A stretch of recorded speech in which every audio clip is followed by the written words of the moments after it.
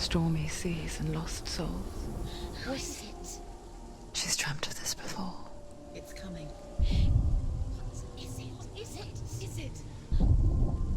They say dreams are visions of our memories, thoughts and fears, as seen by our inner eye.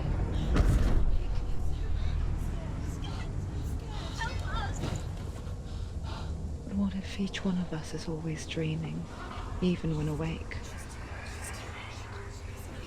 And we only see what our inner eye creates for us. Is this what hell is? A world shaped by Senua's nightmares. Maybe that's why people fear seeing the world through her eyes. Yes, she's scared. Because if you believe that Senua's reality is twisted, you must accept that yours might be too.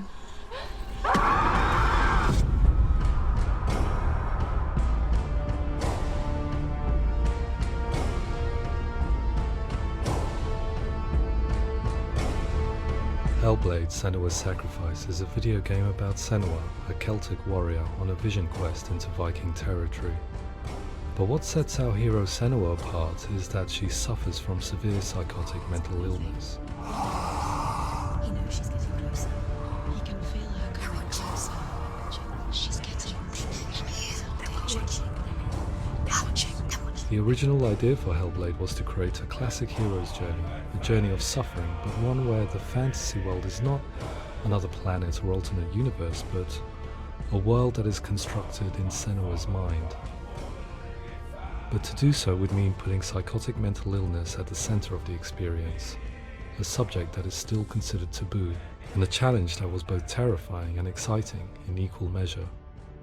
In Hellblade, the starting point was a newly discovered Celtic goddess called Senua in Ashwell, Hertfordshire.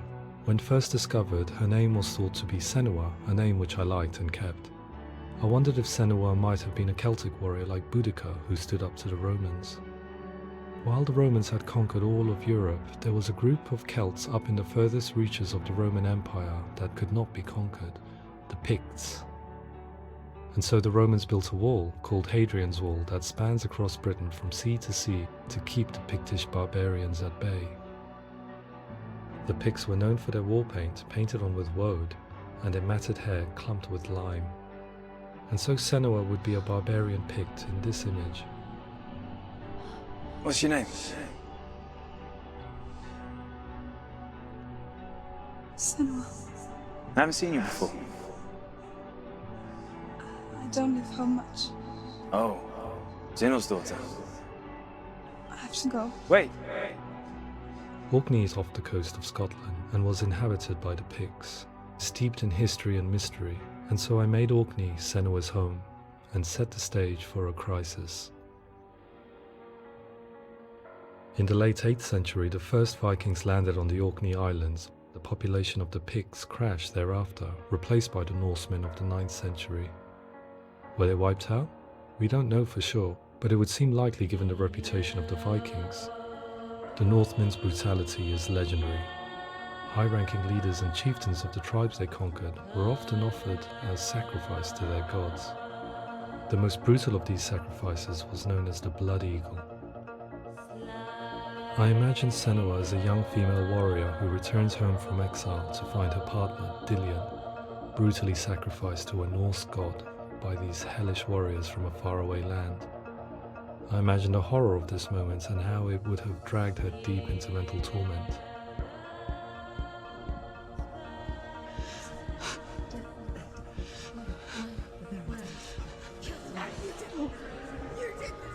No!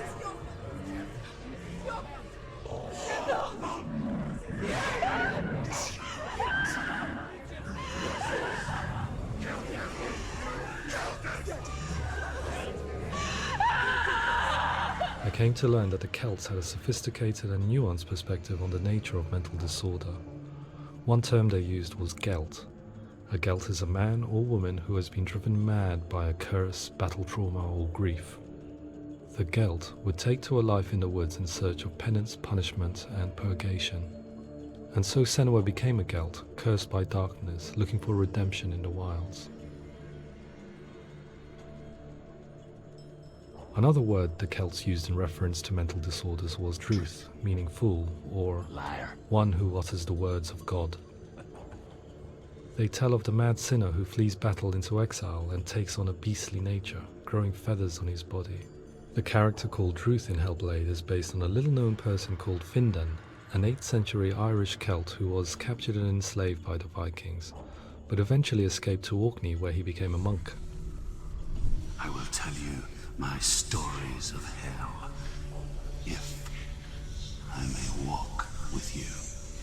Upon meeting Senua, it would be his stories that fuel her quest deep into their world of gods. The Northmen say the world will come to an end. The sun will grow black, the earth will sink into the sea, the stars will disappear, fire and water will meet, flames will play against the sky, the heavens and earth and all the world will be burned, all the gods will be dead, and the warriors of Valhalla and people everywhere. Senua, prepare yourself for Ragnarok, for it is nigh. So the stage was set for a new adventure, a journey into the Norse underworld called Hell, a vision quest fueled by madness and myth, a fantasy that was created by Senua's own mind, and one that we would experience through her eyes. This is your mission. This is your quest. There is nothing else left. To make a game about a warrior with psychotic mental illness as its central theme was fraught with danger. Mental illness such as psychosis is still taboo and rarely acknowledged in a century of cinema, never mind the new medium of games. Where it does feature, it often conflates psychosis and psychopathy associated with a lack of empathy. It is unfortunate that these two words sound so similar that they are used interchangeably in media. I must admit that I didn't have to look very far to discover my own ignorance of the subject. So we reached out to Paul Fletcher, psychiatrist and professor of health neuroscience at University of Cambridge. Psychosis is a descriptive term, and it refers to having a loss of contact with objective reality. So it's characterized by two main sets of symptoms. One of them is hallucinations, where somebody experiences perceptions when there is no actual objective thing out there to perceive. You're already dead. Who are you? And the other is delusions, where somebody comes to very often bizarre, unpleasant, frightening beliefs when there's no good evidence in favor of them. There's no doubt about it. The source of the darkness is in Helheim. And the goddess Hela holds his soul there. We reached out to Welcome, a biomedical research charity that spends billions on research and awareness programs aimed at improving health. Mental health hasn't always been presented in the media in a way that is particularly helpful. It can be challenging to engage people with the subject matter, and there are a lot of preconceived ideas about mental health, and particularly schizophrenia and psychosis. So we hope our support allows the team to continue to collaborate with Paul Fletcher and with those who have experience of psychosis to create a game that provides a fresh perspective on the condition and allows audiences to engage with it in a way that just wouldn't be possible in any other medium. What started out as a brief consultation convinced me that we were only scratching the surface of an immensely deep and interesting subject that could enrich and change the very nature of the game. That's cool. Thanks so much for coming here. Pleasure. Thanks. It's really interesting for me, and I'd love to be involved. I think it's fascinating. Absolutely. Our understanding of psychosis is still very much a mystery, and ways of treating it are still primitive compared to physical illness. After all, it is easy to see the pain and suffering caused by physical diseases or physical trauma. It is not so easy to see the mental suffering and trauma of severe mental illness. But what if we could find a way to see it? Games are capable of drawing you in for hours on end, playing the role of a character who is different from you, experiencing their perspective, and actively involving you in a world that functions with a different set of rules. That voice is not a kind voice. That voice calls you to your death. It's an evil voice. If we were to represent Senua's psychosis, we would have to simulate voice hearing, a common attribute. But how can we simulate something we have no first-hand experience of? Professor Charles Fernyhough, a leading expert in voice hearing from Durham University, offered his help. Hearing voices is an experience that is usually associated with severe mental illness, and crucially we know that hearing voices is a part of ordinary life for many people who don't meet the criteria for mental illness. Yeah. Oh, that's not him in real life. We know voices vary according to where they appear in space. Voices can appear far away in the distance, they can appear right there in your ear, they can seem to be coming from inside your head. Based on the information Professor Fernie Ho provided, I put together a sound brief and invited some actors to the studio.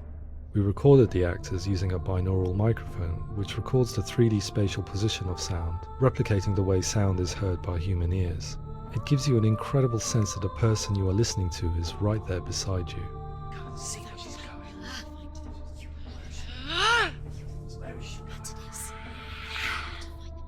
Rachel Waddingham from the Voice Collective came to our studio with 2 young voice hearers to speak to our team. We talked at length about their experiences and they listened to our tests, giving us feedback on how we could improve on it. Everyone hates her. She's cursed. It's very hard to represent what this experience is like, partly because it's such a personal, intense, emotional experience. It's testament to how Ninja Theory have been listening to what the researchers are saying, but also, crucially, listening to the experts by experience. What they've come up with is so compelling. It's by far the best representation I've heard of what these experiences are like.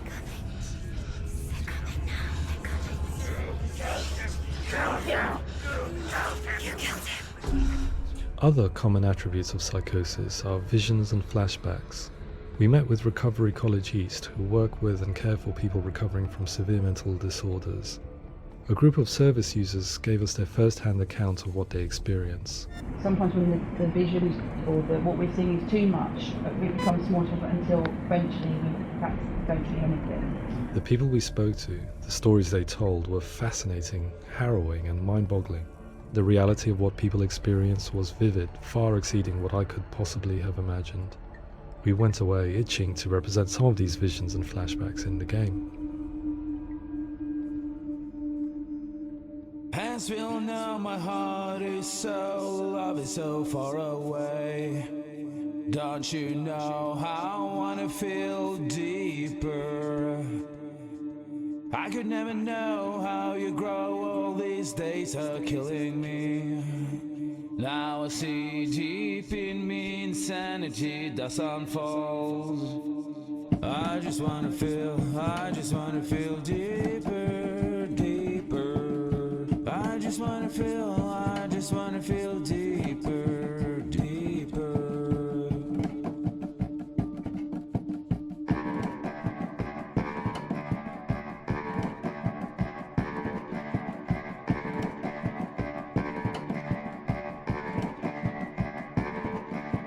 As we all know, my heart is so, love is so far away. Don't you know how I wanna feel deeper? I could never know how you grow, all these days are killing me. Feel like this, read like this, I just wanna live, that's all. I just wanna feel deeper, deeper. I just wanna feel deeper, deeper.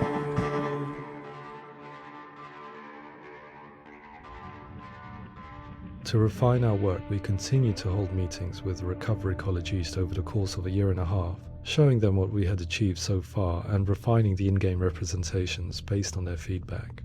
With their help, flashbacks, visions and changes in perception were woven into the story and gameplay of Senua. The students that are involved in this project are incredibly excited about being involved. They have described the experience as being important because it values their lived experience and shows that despite what we have been through, all of that experience becomes valid, that actually it's something that we should all be talking about. The experiences described range from beautiful to frightening beyond comprehension. I heard of a girl who has to live with an angry voice screaming at her, slamming on her doors and walls 24 hours a day. I met someone who would often see hanging corpses in a room, so real that she would sometimes try to rescue them. The panic and fear that comes with such visions is entirely understandable, and it can be a living horror for some. Worthless, weak, pathetic. Go on, feel sorry for yourself, because there's no one left to do that for you. I was urged by one fellow that we should not shy away from showing this horror, and so I was perpetually torn in making Hellblade. Had we gone too far with our representations or not far enough? broken and lost.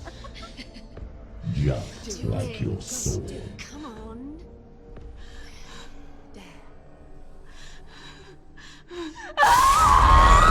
In some ways, voice hearing and visions were the low-hanging fruit, so to speak. There's another aspect of psychosis that is much harder to explain, but one that I think video games are uniquely able to represent, which are often called delusions. People begin to see patterns in the world. They begin to link things that most people wouldn't link. Most of the things that we might think would be coincidence or, not worth commenting on. Nevertheless, that might have a particular salience or importance for them. One individual described how everyday words, sounds, colours and objects were steeped in meaning to him, forming a strange and sinister puzzle that he was determined to solve but could not quite get to the bottom of.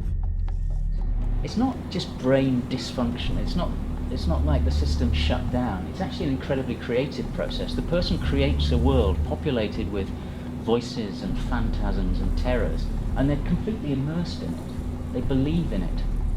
We often invite people into the studio to play the game. In one of our playtests, they played through much of the game, making associations between runes, secret messages, and the threat of darkness that stalked them. There are many things that happen in the world of Hellblade that make perfect sense within the context of Senua's mind. The dark rot that's killing her slowly from within, the secret runes of the gods that block her path to Helheim, and strange associations that exist in the game to confuse you. To complete Senua's quest, you have to internalize and accept the logic and meaning behind these things to progress. Afterwards, they said that they didn't see much evidence of mental illness in the game.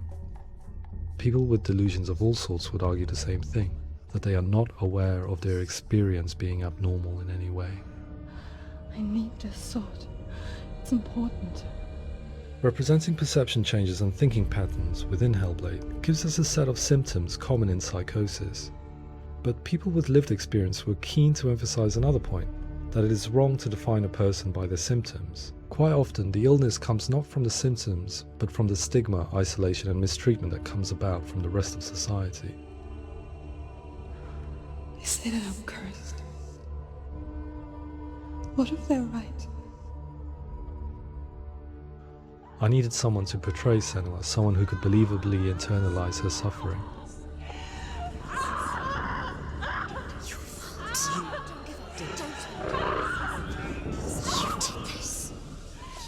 Melina Jurgens, our video editor, had been a stand-in for Senua over a few months while we perfected our motion capture techniques. Without realizing it, she had already auditioned for the role, and I knew her well enough to know that I didn't have to teach her to act, but to relive her own internal pain. As often is the case, those who have suffered mental anguish are never far from us.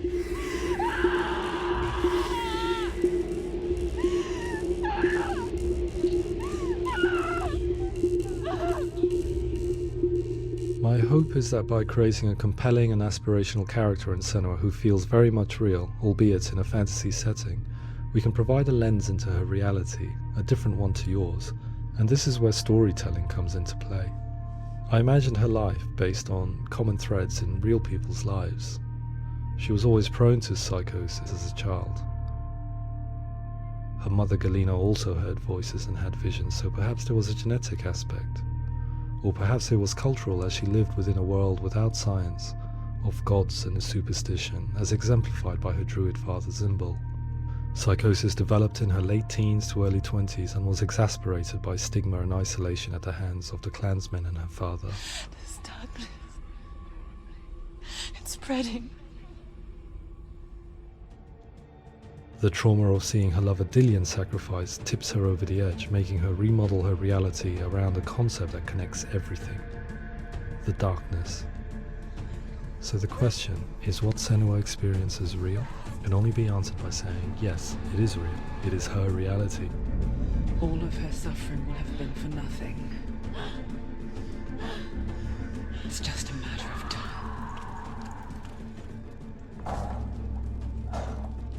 Towards the end of the project, service users and professionals that had collaborated with us were invited to see the near-final game. It was a chance to see if the game had reflected their views or if it had misrepresented them. For me, being involved in especially developing Senua's character has been really important, and being able to bring in my perspective and what I see and what I hear, and having that built into the game has been a real privilege. It's gritty and it's meaty, and there are some tough subjects in there that are being tackled with honesty.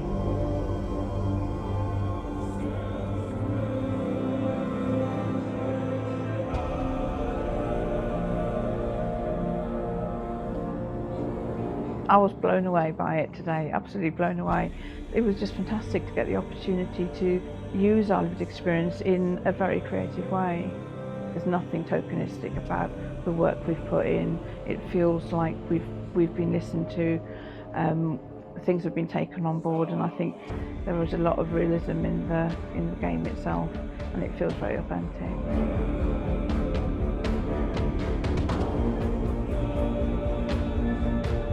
Hellblade will give people a good experience of what it's like to hear voices and have those experiences. I'm glad that the guys at Ninja Theory have asked us to come along and help them build an experience that's positive when it comes out, and get myself a copy and have a go.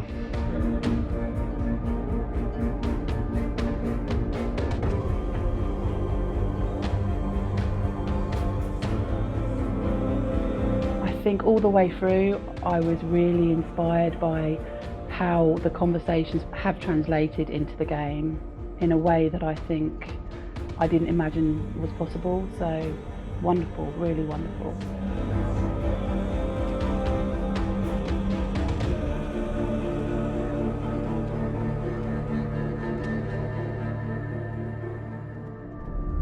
I really hope that others will follow the lead they've set and use the power of something like a video game to change people's perceptions, to increase understanding, and ultimately to make some of the stigma around voice hearing and other experiences go away.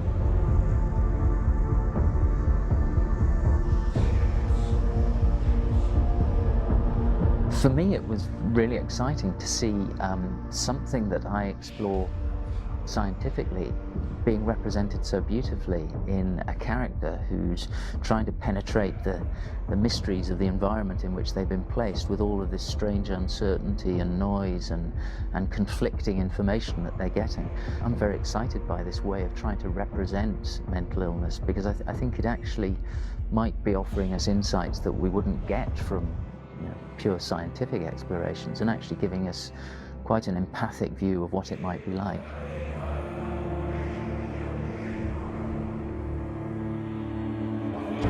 Mental illness has been with us for as long as we have been on this planet, but why? Why hasn't evolution stamped out this weakness from within our gene pool? I often pondered this question until I realized that the question had an inbuilt flaw. It assumes that being and thinking differently is a weakness. The only reason we have computers, spacecraft, medicine, poetry, art, and yes, even video games is because individuals were able to simulate new abstract realities in their minds and share them with the rest of us. We need people to be willing to see differently in order for us to progress and survive as society. And we need to be open to these new ways of seeing. And it is this spirit that motivated me to create Senua's story and share it with you.